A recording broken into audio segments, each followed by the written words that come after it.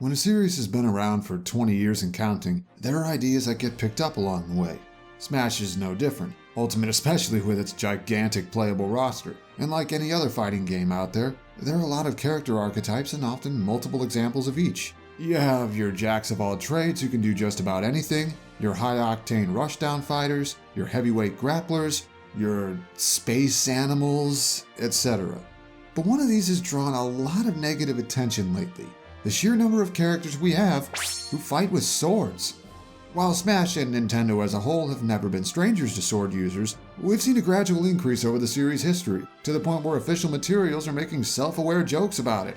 And this has not sat right with some parts of the community. There's this belief that sword fighters are stale and uncreative and over-repping one type of weapon too much when there are others we've seen so little of. Where are the spear users, some say? What about axes? What about magic users? What about people who don't use weapons? And fans who aren't into the whole fantasy aesthetic have been especially vocal about all the swordsmen hanging around, to the point where a stigma of sorts is developed against quote-quote anime sword fighters because of all the vocal critics accusing them of monopolizing more than their fair share. But the thing is, judging whether a character deserves to get in solely on their choice of weapon is oversimplifying it. It veers too much toward caring more about using characters to check off representation boxes instead of talking about the characters themselves, you know? And the argument hasn't even been consistent. There's little talk of there being too many fist fighters or martial artists, even though the same risk of them feeling too similar to their predecessors still applies. And even the anime sword fighter argument doesn't feel consistent when there are so many characters who have traditionally and or currently been popular to talk about who just so happen to use a sword or sword-like weapon as a major part of their toolset. At what point does the stigma become less about swords and more about a fear of the characters you like missing out and a resentment toward those who made it instead? I mean, I've been there before. The truth is, sword users are just common. Protagonists in RPGs and fantasy settings just prefer them because audiences are used to it. And while that makes the characters who don't use swords stand out more, I also don't think we should lock out those who do just based on knee-jerk reactions, because there's a lot that can still be done even within one weapon type. For example, we've had fighters who combine swordplay with other tools and equipment, spell sword characters who are also proficient with magic, a combo maniac who strings otherwise weak attacks into long chains, a guy who can temporarily modify his stats at will, and most recently, a weapon master who also wields a lance, an axe, and a bow. And their fighting styles are all surprisingly different from each other. And that brings us to our challenger, someone who could join the ranks of a roster with so many swords on it, yet still bring a completely unique and unconventional fighting style that no other character has touched. Because it turns out that one of the most interesting options for a sword fighter still out there is one who fights on all fours. Zacian! In the furthest depths of history there lies a legend, a tale of the nation of Galar and how it came to be. Of a great calamity from beyond the stars that blackened the sky and roused titanic beasts to ravage the land. Of two brave souls who joined forces in their darkest hour in desperate hope to save their homeland from destruction. Of a chosen champion, a hero shrouded in mystery who, wielding a blessed sword and shield, subdued the great evil and sealed it away where, hope willing, it would never darken the light of day again. With peace restored, a new kingdom was founded, and the two youths were crowned its first rulers, and the hero disappeared without a trace. Like all myths in fantasy RPGs, this one has some truth to it, unraveled over time as you progress in the story and write your own saga of sorts. But this tale's a bit different than most, as some key details in-universe were lost and obscured over the ages, because the youths were not accompanied by one legendary hero, but two, guardian beasts of noble spirit and unknown origin, bitter rivals according to some accounts who set their differences aside when it mattered most, though according to others, they were brother and sister. Perhaps there is truth to both. Yeah, I bet you didn't realize Sword and Shield pulled a Samus on us. Of the pair, our focus today is on Zacian, wielder of a legendary sword with a terrifically sharp edge said to shred through the toughest of dragon scales like paper, and which may or may not be the in-universe version of Excalibur. But a sword is just a mere tool without a master to wield it, and Zacian is said to weave through battle with dance-like grace and precision, striking down her foes with attacks so swift they can't even be seen. But this is more than some mere sword fighter, as her fairy and steel typing grants power over fey magic and metal alike, even said to pull the tracest metals from her surroundings to form her armor from thin air and strengthen her weapon at will. Which is notable, since while we do have a fairy type and a steel type on the roster already, neither actually do anything with them. There are some potential hang-ups affecting this character's chances of joining Smash Bros., the least of which is the controversy surrounding Pokémon Sword and Shield for over half a year and counting. From the absent national decks to a sparse post-game to conspiracy theories accusing the developers of not caring, there's been a lot of heated conversation. But I also don't think it'd be a deterrent from one of the game's characters getting a chance in Smash. Sakurai has shown he's willing to give some characters a chance despite controversy in their home series in the past, and I don't see that changing here. Plus, the upcoming DLC expansions actually do seem to have taken some of the complaints into account. There's also another potential problem. The Spirit event for Sword and Shield back in November that just so happened to include a Spirit of Zacian and Zamazenta.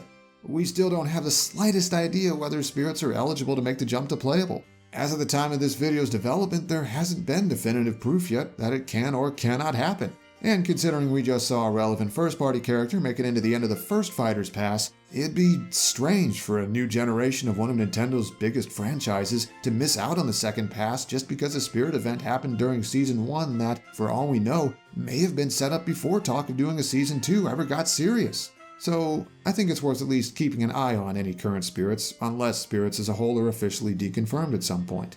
But even beyond these potential roadblocks, there's competition within Sword and Shield. Why would Zacian get chosen over anyone else from Gen 8, specifically over one of the Galar region's starters? Smash speculation likes to tunnel vision on each generation's starter trio more often than not, as people outside the Pokemon fanbase tend to assume they're the only realistic options, with few exceptions. It also hasn't hurt that all three of the Galar starters could feasibly work in Smash, and all three have something at least decently interesting to build around. That said, I think limiting ourselves to that narrow a scope would be a mistake. We have several past examples of non-starters joining Smash, including one legendary already. And Zacian and Zamazenta also happen to be very important to their games even by legendary standards, with an encounter very early on that sets the tone of the opening act, constant build-up through the lore you uncover during your adventure that eventually weaves right into the main plot, which culminates in a series first where you fight alongside a region's feature legendaries during the climax. They're even the focal point of the post-game. And since both are more or less equally important in both versions, anyone who has played either game through to the end has a connection to them. That, I think, is more than enough to make them worth our consideration. But if you're still skeptical, you might be wondering, just how would Zacian work in Smash? How do we even take a wolf with a sword and make it function in a platform fighter, much less be a unique and interesting newcomer? Well, all we have to do is pull from her highly unconventional build, vast move pool, and some details referenced in Sword and Shield's lore to create a concept that feels at once the pinnacle of a knight, an impossibly skilled sword fighter, and completely unlike anything Smash has ever seen. And if you're worried about Zamazenta getting left out, don't worry. While I have Zacian as the playable one, since her power set lets her do more within Smash's environment, Zamazenta will lend a paw in a few important ways. You'll see later on. Appearance-wise, we have a pretty easy lift straight from Sword and Shield with only small changes here or there to account for the different style of game. We want her animations as a whole to give off the feel of a folk hero from old fairy tales who intends to live up to that reputation in ways even beyond her home series, standing idle with her head held high and her ribbon-like hair dramatically billowing in the wind. Every motion, attack, and evasive maneuver should flow into each other seamlessly, mixing swordplay and acrobatics into a dance-like rhythm that enthralls onlookers as effortlessly as it cuts enemies down. The motion lines in her sword swings could even linger a few frames longer than usual for emphasis. Could also use a unique entrance animation based on the magic pillar both legendaries use a couple times to fast travel. For alternate colors, we have a few places to pull ideas from. The Galar League's gym members all wear stylized uniforms based on the type they focus on, and even the types that don't have gyms still have uniforms you can purchase and wear yourself. I could see Zacian getting a couple palettes based on the color schemes of the fairy and steel uniforms. Would be a pretty neat reference, don't you think?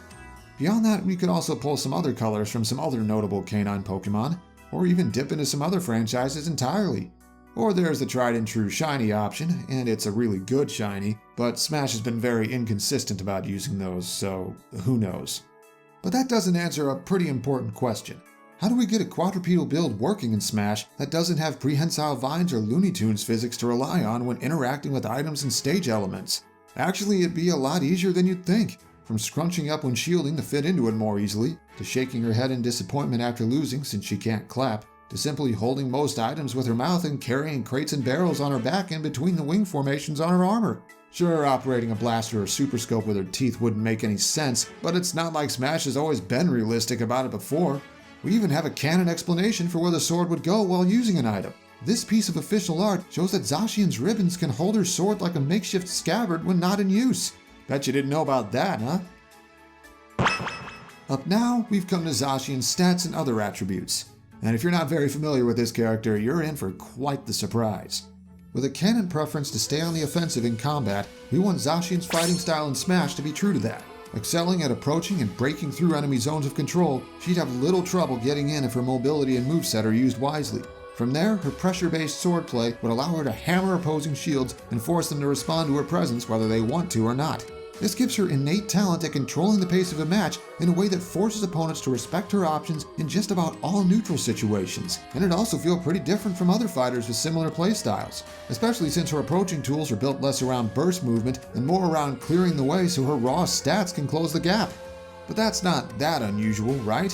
Well, it is once you see her stats and other details. In a reversal of how things usually go for Pokemon fighters in Smash, Zacian's sheer size and canon means she'd actually need to be sized down to fit better in Ultimate's environment. Being that big is important to the character, but not what solely defines her. So to that end, she'd still be smaller than Bowser or Ridley or the other biggest characters in the game, but not by much. And with the weight to match her size and the armor she wears in battle, Zacian would actually be the 6th heaviest character in the game, making her not only a new super heavy, but one who plays nothing like those we currently have. Thanks in no small part to also being one of the fastest characters in the game, putting her ludicrous 148 base speed to use and giving her the 11th fastest walk, 10th fastest initial dash, and 7th fastest run speed of anyone so far, along with top 20 airspeed, which is a little less ridiculous but still pretty impressive. As both a big body and a speedster, Zacian would be able to bear down on opponents and scare them into responding with greater ease than any of her counterparts.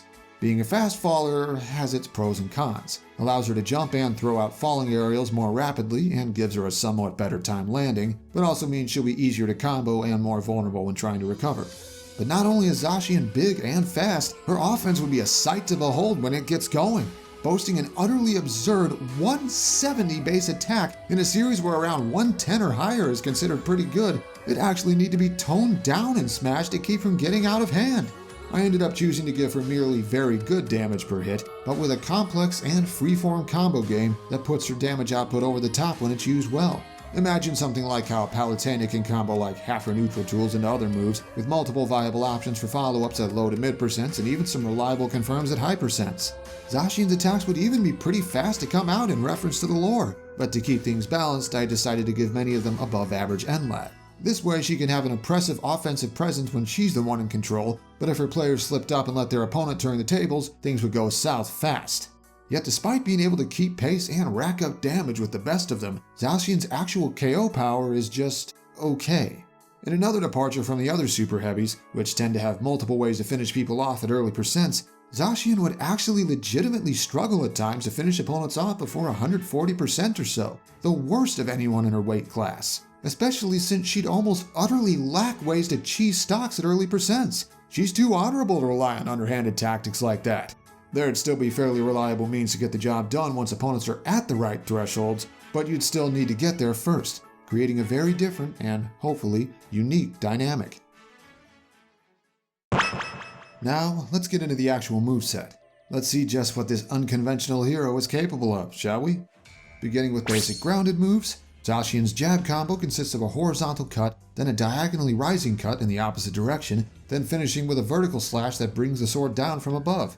A decently quick combo that hit around frame 5. It'd be different than your typical jab because instead of requiring multiple button presses, holding A would have her go through the entire animation in a single fluid motion regardless of if each part hits anyone or not. Would make it pretty good at catching panic spot dodges. Zacian's forward tilt is a somewhat simple diagonal slice that starts up and behind her and ends low and in front. Based on an in-game attack animation, it gains more range as the animation plays out, hence the name. Zacian's up tilt is the opposite, a slash overhead with a slight leap that starts in front of her and ends above and behind. This one actually loses some range over the course of the animation, and with a more horizontal arc overall, it'd be good at covering landings but with less disjoint to challenge falling aerials than your typical sword up tilt. The down tilt is the first to be directly inspired by a Pokemon move, though it doesn't normally use a sword. This half slash performed low to the ground to trip people up, picture something like Roy's jab turned on its side, would be a very potent low poke and combo starter up until high percents, at which point it'd lose most of its usefulness since it'd deal too much knockback to confirm into a finisher.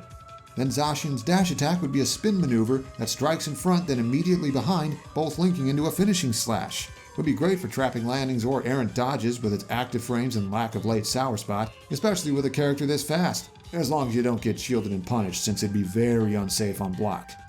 But that's the simple stuff. How about we let this Master Knight really let loose? Zacian's forward smash has her perform a quick slash downward, carry the momentum into a front flip, and slam her blade down overhead with enough force to impact the ground. A single, uninterrupted motion to convey the idea of a fighter who has learned to use her unusual build to the fullest. It'd be a two-hit move with the first part comboing into the second.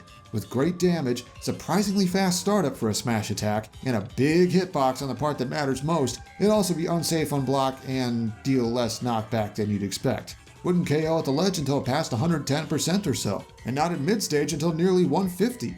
Zacian's up smash starts with a backflip in place and a rising slash to cover it, and carries the momentum into a second flip with a forceful slash and a flourish at the end. Her most reliable tool for ending stocks, it also come out pretty fast by smash attack standards. While the second hit would cover Zacian fairly well, the first would only hit immediately in front and directly above. And if you miss that, it won't be so easy to land the important part. Oh, and it wouldn't actually KO anyone until past 130%, which pales in comparison to the power on some other up smashes. Then Zacian could take the typical sword fighter down smash and add a little to it, performing a low spin that pulls opponents in, then carrying the momentum into a short hop and a downward slam right on top of them. Dealing 3 hits total, with the first and second linking into the third like you'd expect, it'd be very effective at covering rolls or get-up options. But once again, it wouldn't KO until later than you'd think, in no small part to its diagonal knockback sending your victims toward the corners instead of right at a blast zone. Next up, Zacian's aerials continue the acrobatics, starting with the neutral air where she curls up, holds her sword out, and spins twice in mid-air. I imagine something kinda like Joker's Nair, but with a faster animation once the actual attack is out and some slightly different properties. With 2 hits total that, once again, combo into each other, it'd be invaluable for creating some space when trying to get out of a bad situation, with the added bonus of leading into follow-ups if you connect with the first part of just the first hit as you're landing. But with below average startup for this fighter hitting around frame 10 or 11, you wouldn't be able to match out of pressure with it, and its diagonal knockback would be ill-suited for edge guarding, on top of being a pretty big commitment with its long animation. Zacian's forward air is the simplest of the bunch. A downward slash with a slight diagonal lean either toward or away from the screen depending on which direction you're facing. A fairly straightforward spacing / shield pressure tool if used while falling, it'd have fast enough startup to be an important tool in neutral, and it'd also auto-cancel if used at the start of a short hop, meaning you'd be able to use it while rising as well. It'd even be a great combo starter or extender at low percents, albeit becoming less useful at doing so the more damage your opponent has. Zacian's back air has some more force behind it, performing a blinding horizontal slash with a slight rise to it that turns her around afterward.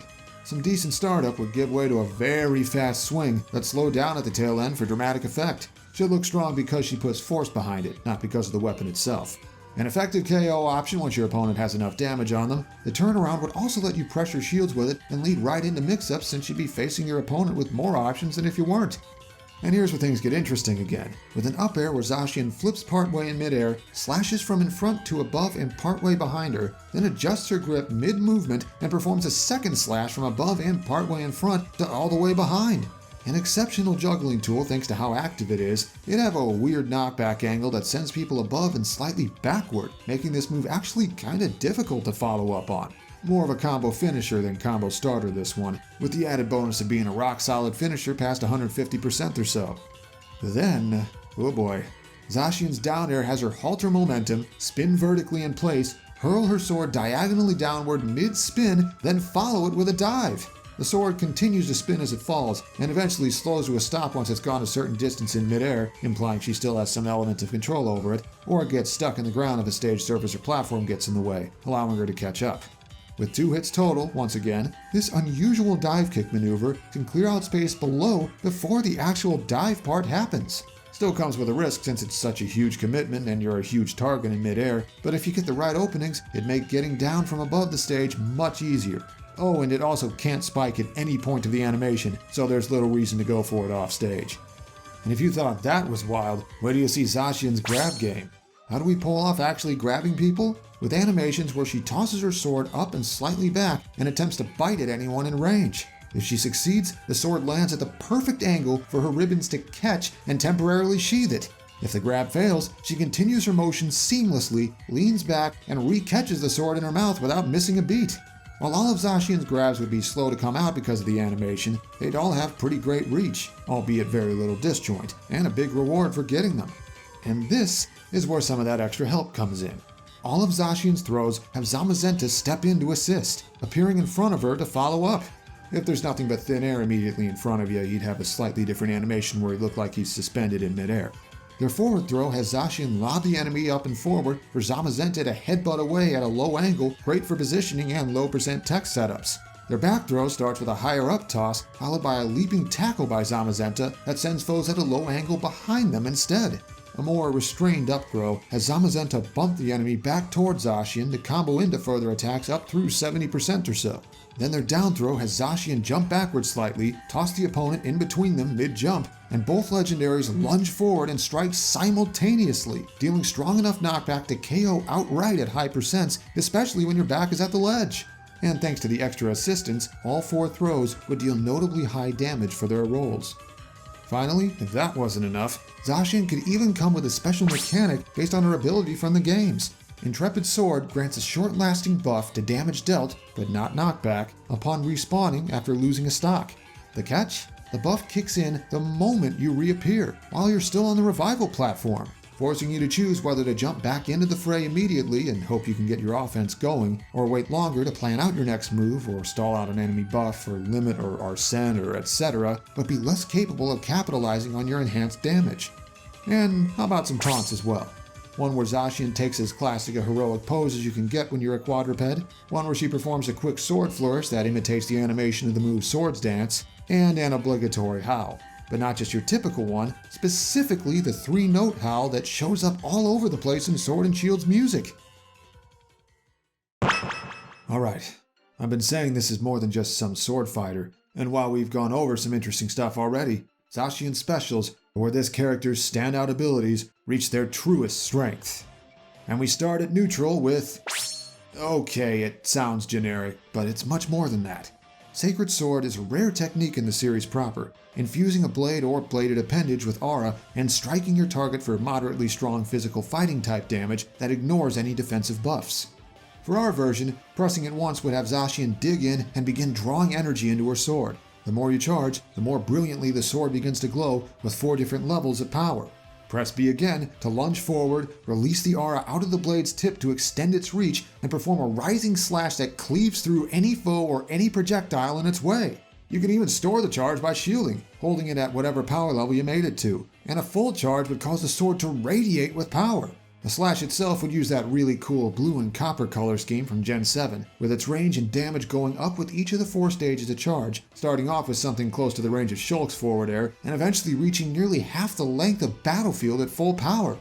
An unusual case of a non-projectile attack with a storable charge, Sacred Sword is a major piece in Zacian's ability to zone break despite being such a big target, cutting through projectile walls at mid-range and punishing the foe who threw them in one fell swoop.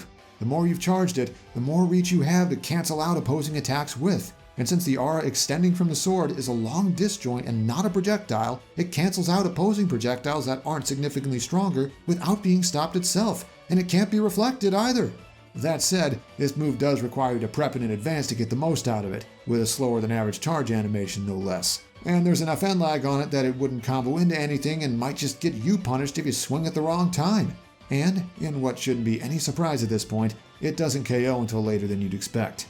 In hindsight, it's kinda similar to one of Byleth's specials, but with advanced prep required, more range and disjoint when charged, and less power. Pure coincidence though, because the details of this concept actually predate Byleth's reveal. What are the odds? For Zacian's side special, we'll be using something other than a sword. I know, right? For this one, we're putting that fairy typing to use. A staple on many fairy types movesets, Moonblast is a high-powered non-physical attack with a moderate chance of debuffing the target's own special attack stat. Press forward and B, and Zacian turns her gaze skyward as an apparition of the moon appears above her, signifying her channeling its power.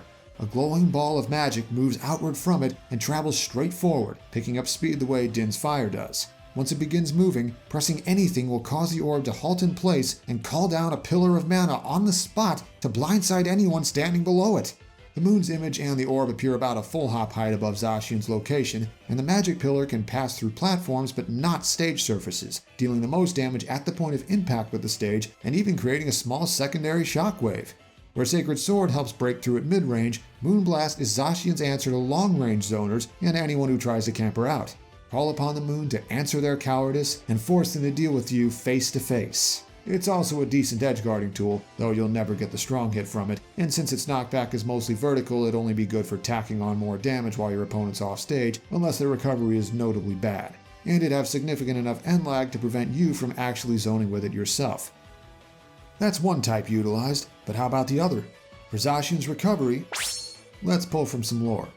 In the games, Ironhead is a decently strong physical steel-type attack, most notable for its 30% chance to stagger an opponent slower than you and deny them a chance to act that turn. Zacian's metal-bending powers come into play on this one, starting with a metallic chime and a pulse of energy as she pulls metal particles from the surrounding air to reinforce her helm, followed by a forward charge in whatever direction you hold. But that initial pulse has an extra effect. A weak hit that stuns anyone too close for a short duration and denies them the chance to stop you from recovering while also setting them up to get hit by the dash itself. In practice, it's kinda similar to Firefox or Ridley's Wing Blitz with some added defense, and recovery distance comparable to the former, maybe slightly less.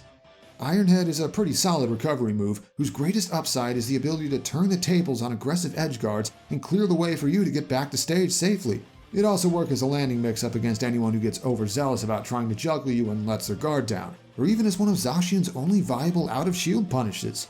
But the stun doesn't have too much range, meaning it doesn't protect you much against, ironically enough, other sword fighters or disjoints in general. And with about 12-ish frames of startup and a lot of end lag if you don't grab the ledge, you need to make absolute sure you'll hit if you use it for anything other than recovering. But despite everything we've seen so far, sometimes your own abilities as a fighter just aren't enough to win the day. That's why it pays to have a backup plan, because when the going gets tough, you can call in some help. One of the weirder moves out there, Metal Burst is a counterattack that requires you take a hit first, then returns fire for 1.5 times the damage. While it works on both physical and special attacks, it doesn't guarantee you'll act second, meaning it only works if your opponent is faster than you. Oh, and Zacian can't actually learn this one naturally, but she's not the one using it. On use, Zacian braces herself in preparation for an enemy attack. If she's struck by something, Zamazenta warps in at the last second to block the hit, stunning any enemy nearby and transferring the kinetic energy from the blow into his shield. Then he rears back, stomps down, and unleashes the stored power from his shield with a deafening clang and a silver energy explosion. But it's not just the unique animation that makes this move different from other counterattacks, because the stronger the hit Zamazenta repels, the bigger the resulting blast becomes. A weaker hit will only give it around the size of a regular bomb, but if you block something really powerful, well, you've seen how big Magic Burst can get. With an emphasis on area of effect, Metal Burst shines in matchups against hard-hitting opponents, and especially in team matches and free-for-alls, and it's even one of the few moves in Zacian's kit that can end stocks early if you proc it against something like a partially charged smash attack. The more chaotic a battle you find yourself in, the more capable it is of relieving pressure and giving yourself some breathing room, or at least forcing your opponents to keep it in mind. But it also has the usual counter weakness of doing absolutely nothing to stop a grab, and it also has below average startup for a counter, requiring you save it for when you know your opponent's about to try something foolish.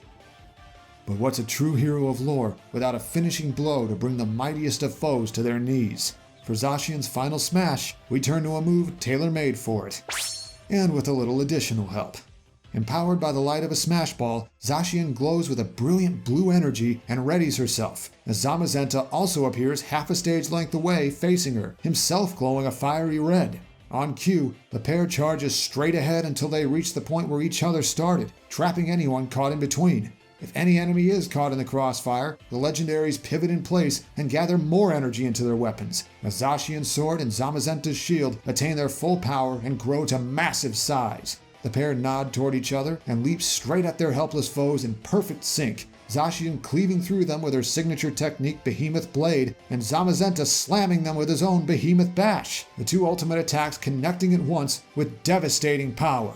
Then the literal legendary heroes howl in victory as the energy disperses from their weapons. Zamazenta takes his leave, and the battle resumes once more. And as an extra effect, in reference to their signature moves dealing double damage to Dynamaxed opponents in their games, any giant opponents struck by the final hit of this final smash are felled in an instant. All of this is what Zacian could bring to Smash. A living legend from the pages of fairy tales returned once more to save the realm of Galar from its darkest day. Boasting unmatched skill with the sword, power over magic and metal, and a little extra help from her counterpart, her presence in battle is both mesmerizing to behold and wholly unlike anything we've ever seen before. Zacian's greatest strength lies in her amazing mobility and means to break through and disrupt any attempts to stifle her offense, which sounds like something that shouldn't be possible for a fighter her size until you see it in action. This is combined with some impressive damage output, thanks in no small part to an intricate and flexible set of combos and strings that allow you to adapt your advantage state to suit the situation. And due to being very heavy, very mobile, and with pretty nice recovery and surprisingly decent landing mix-ups for a big body, she's even capable of surviving the very high percents and getting as many opportunities as possible to turn around a bad situation. However, she's still a huge target and a fast faller with limited defensive options, meaning she can be threatened and comboed right back if put on her back foot. While most of her offensive moves are fairly quick to come out, they have above average end lag as a whole that renders her vulnerable to being baited and punished if her pressure isn't applied with skill and intelligence. And with merely okay knockout power and a near utter lack of ability to take stocks early, her players would have to outplay their opponents in order to win instead of relying on getting the drop on them once or twice. So, hopefully I've managed to show what kind of fascinating newcomer options there are if you look at more than just the ones that are popular to talk about.